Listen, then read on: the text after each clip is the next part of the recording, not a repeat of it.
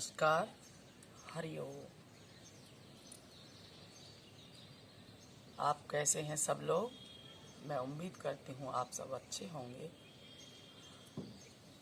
और इस ठीक खराब समय में तो कोरोना ने चारों तरफ हू हल्लड़ मचा रखा है और सबको अपनी गिरफ्त में ले रखा है। तो ऐसे समय में हमें अपने ग्रंथों को खोल के देखना चाहिए। हमारे ग्रंथों में बहुत कुछ लिखा है। ये आने वाली समय में हमें कैसे बीमारियों से निपटना है, ये राक्षस रूपी बीमारियां हम कैसे इनसे निजात पा सकते हैं और कैसे हम इनसे जीत सकते हैं, ये सब हमारे ग्रंथों में हमारे ऋषियों ने लिख दिया है। तो आज इसी में मुझे एक कथा याद आ रही है, तो मैं उसे आप लोगों को सुनाना चाहती हूँ। द्वापर की बात है। द्वापर युग में एक संत हुए, ऋषि हुए, जिनका नाम जरत्कारो ऋषि था। जरत्कारो ऋषि बहुत तपस्या करते थे। एक दिन उनके मन में विचार आया कि मुझे विवाह करना चाहिए। उन्होंने भगवान विष्णु को प्रसन्न किया और उनसे प्रार्थना की कि हे प्रभु, मुझे विवाह करना है और मेरे योग्य कोई आप कन्या बताइए। भगवान विष्णु मुस्कुराए और बोले कि हे ऋषिवर, आप का विवाह एक शर्त पर हो सकता है। प्रभु, वो क्या शर्त है? कि आपके नाम के ही नाम पर किसी कन्या का नाम हो, उस कन्या से आप विवाह कर सकते हैं। तो उन्होंने कहा, भगवान, आप क्या मुझे भटकाना चाहते हैं? मेरे नाम का नाम कहाँ से मिलेगा, वो भी कन्या का? उन्होंने कहा, मिलेगा, आप जाकर के तलाश कीजिए। संत जंगलों में से निकल के कुछ नगरों की ओर आए। नगर में आकर के उन्होंने एक आवाज़ लगाई और कहा कि कोई जरत्कारो नाम की कन्या है। उन्होंने 3 आवाज़ लगाई। कोई जरत्कारो नाम की कन्या है जिससे मैं विवाह कर सकता हूँ, और अगर है तो मेरे पास आए और मेरे साथ विवाह करें। वहाँ पर एक पाताल लोक का नाग, सर्प जिसे बोलते हैं, सर्प घूम रहा था।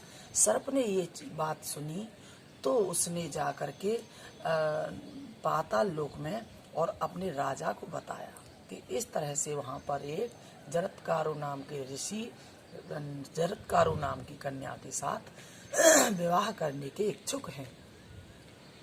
उस नागराज जो राजा थे, उनकी कन्या का नाम जरत्कारो था। उन्होंने कहा, आप जाकर के उनसे कहो कि मेरे यहाँ जरत्कारो नाम की कन्या है। नाग पहुँचे और उन्होंने संत जी को कहा कि हमारे यहाँ जरत्कारो नाम की कन्या है, हम अपनी बेटी का विवाह आपके साथ करना चाहते हैं। उनका विवाह हुआ और जरत्कारो ऋषि जंगलों में अपनी पत्नी जरत्कारो को लेकर के चले गए। तपस्वी थे तो उन्होंने अपनी तपस्या के बल से एक सुंदर महल बनाया और उसमें दोनों पत्नी रहने लगी। जब वहां पर रहने लगे दोनों, बहुत समय व्यतीत हो गया। एक दिन संत शाम के वक्त, दोनों वक्त मिलते हैं उस समय, शाम को जब सूर्य छिपने को होते हैं, उस समय से थोड़ा पहले दोपहर को संत जी अपने घर में आए और पत्नी से बोले कि जरत्कारो, आज मेरे सर में दर्द हो रहा है और आप मेरे सर को थोड़ा सा सहला दीजिए। यहाँ मैं एक बात बताना भूल गई। उन्होंने एक शर्त पर विवाह किया था। उन्होंने कहा था कि मैं विवाह तो कर रहा हूँ, लेकिन मेरी शर्त रहेगी कि जिस दिन आपने मेरे विरुद्ध काम कर दिया, मुझे क्रोध दिला दिया, उस दिन मैं आपको छोड़ करके चला जाऊंगा। जरत्कारो ऋषि ने जरत्कारो पत्नी से कहा था। उन्होंने कहा, ठीक है। अब संत आए और सर में दर्द होने लगा और पत्नी इस तरह से बैठ गई और सर उनका यहाँ पैर अपने घुटने पर रख लिया और उनका सर दबाने लगी और ऋषि की आंख लग गई, वो सो गई। शाम हो गई, दोनों वक्त मिलने का समय हो गया, सूर्य ढलने को हुए तो पत्नी जरत्कारों को चिंता हुई कि पतिदेव अभी जागे नहीं हैं, तो मुझे क्या करना चाहिए, क्योंकि इस समय संध्या बंधन का समय है। अगर मैं संध्या बंधन के समय ना जगाऊं तो भी नाराज हो जाएंगे और मैं जगाती हूँ तो भी नाराज हो जाएंगे। हे प्रभु, हे हरि, आज मेरी रक्षा करना मेरे पतिदेव के क्रोध से और मेरी सहायता करना कि मैं अपने पति का संध्या बंधन कर्म ना छूटने दूं। उन्होंने पति को धीरे से जगाया और बोली कि हे देव, आपके संध्या बंधन का समय हो रहा है। तो यहाँ पे मैं आप सब लोगों को ये कहना चाहूँगी कि संध्या बंधन के समय पहले कोई भी पुरुष या स्त्री सोते नहीं थे। अगर कोई काम नहीं है तो ध्यान में बैठ जाते थे, भगवान का पूजन करते थे, आरती करते थे, हवन करते थे, लेकिन जाप करते थे, भगवान के नामोच्चारण का जाप करते थे, कीर्तन होते थे। पर संध्या बंधन के समय लोग सोते नहीं थे, क्योंकि संध्या बंधन के समय सोने से पाप लगता है और उस पाप का फल हमें भोगना पड़ता है। तो आज कलयुग में कोई सोने का समय नहीं रहा है, कोई बैठने का, उठने का, खाने का कोई समय नहीं रहा है। तो आप पाप भी देख रहे हैं कि एक बहुत छोटे कण ने क्या हाल मचा रखा है दुनिया का। तो हमें नियम से रहना चाहिए और कुछ ऐसे नियम हमें जो ग्रंथों में हैं उनको हमें अपनाना चाहिए, जो हमारी कहीं भी हानि नहीं हो सकती उन नियमों को अपनाने से। तो इसीलिए मैं कहती हूँ ग्रंथों का अध्ययन करें, समय है इस समय, और उन ग्रंथों में जो लिखा है उसको आप अपनाएं और अपने बच्चों को भी बताने का प्रयास करें।